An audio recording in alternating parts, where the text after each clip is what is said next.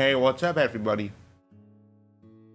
It's Jordi's Beats here, and today I wanted to do a kind of cook-up video, but not like from scratch because it takes me a while to find a main melody, and since this is the first time that I'm actually doing a cook-up video, you're gonna see me fiddling around a bit, and I hope the final product is going to turn out well. Anyway, we're going to have to wait and see. Enjoy, and I hope you learned something from this video. And if I have something important to say, I will.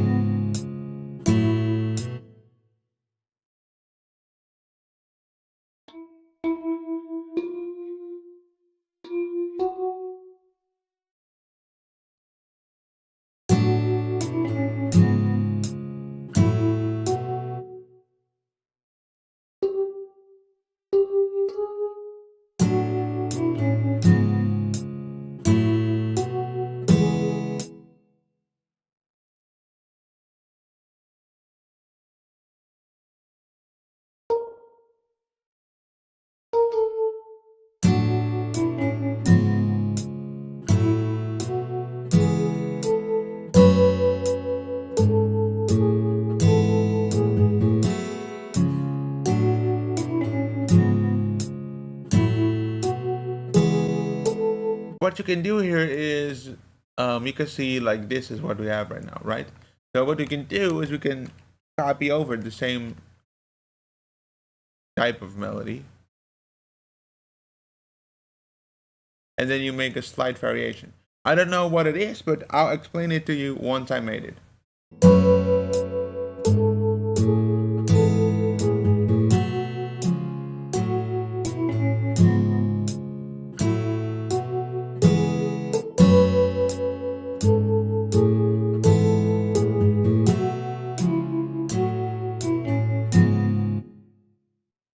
So in this case, the second the second half of the melody was really easy.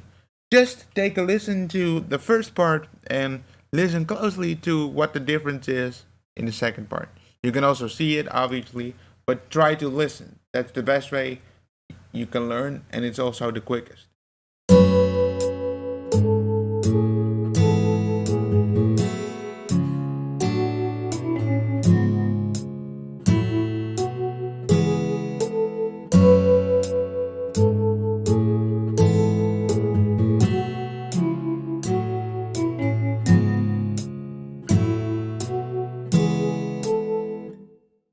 And that's basically what the difference is. You can see here we're just going up, down, up, down, up, down. Then we go up and we go down, down, down. And then we go here and we go up. And then here the second one, then we go up, up, up. And then we go down, down, down. But the difference is we go more up and down the ladder. So we go all the way down. Well, not all the way down, but we go down. Then we go up, then we go down, and then we go up again. Now, is there one thing to you that is reoccurring? If you see this and you see this. So one more time, you see this and you see this. So I'm gonna tell you, it's this. So we start at F sharp here and we stop here at B4 and then we go up again. What this is, and it also occurs here. What this is a motif. A motif is basically something that is reoccurring in the melody. Now it can be different note lengths, or actually it can be like different notes. You can also say like, okay, but it's the same kind of shape. So a melody is really important if we want to memorize songs. So that's why when you hear something on the radio, you're like, oh, I know that song. It's because there's also repetition in the song. Experiment with the movement that your notes are making, and if it sounds too full, either take stuff out or keep it, but arrange it in a different way. Anyway, I've talked on for long enough. Now, the next thing we're going to do is we're going to add bass or drums. And I want a really laid back drums. I just want the Rhodes and the guitar to carry the track. So that is what I'm aiming for.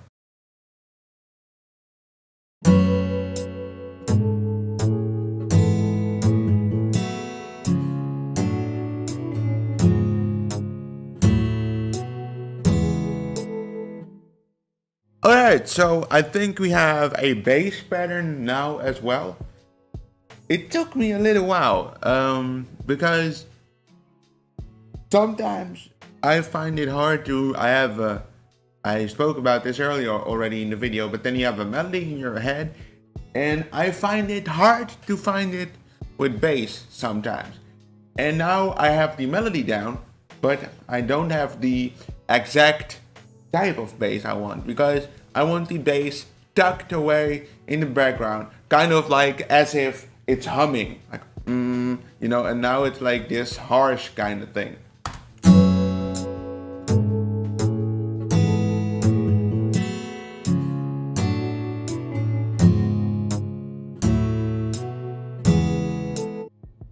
And I don't know, I'll show you a pattern. I am not certain yet. I'm not certain yet whether I keep this G sharp in it or not, because it's also okay if the bass is a little more simple. But we're gonna have to wait and see. Anyway, I'm going to have to find some lo-fi drums, because that is what I want to turn this beat into. Just a kind of a lo-fi. And what I mean with actually lo-fi, it's probably not the main meaning of lo-fi, but I just want very relaxed and kind of lazy drums. So we'll see what I come up with.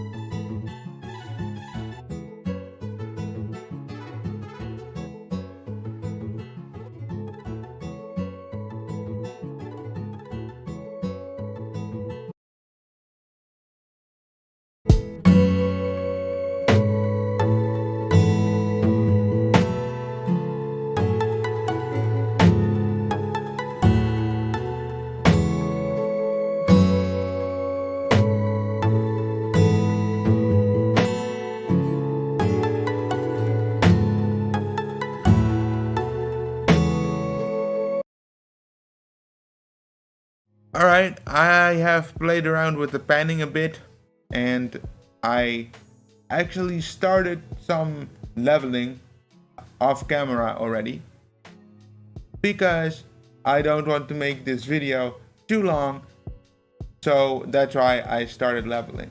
And what I mean with leveling is just use these faders that you have here. So use these faders that you have and decide for yourself what the main instrument should be within your instrumental.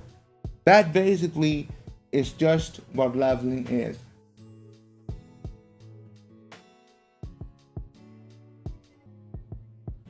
Now that I am done leveling, I want to explain a couple things about mixing, because I see a lot of you struggle with your mixes. I mean, when I hear producers, when I hear their beats, like either like their bass isn't in tune, but that has nothing to do with mixing. But I mean, just like those are basic things that you should get down, like get the right sounds. We talked about that earlier. And then if you have the right sound and you have the bass down, so the bass for your track, then you level it as what we've done now, and then you start to add like maybe some processing. Now it might be different here because it depends on what kind of sounds you use, because some sounds are actually already pretty good.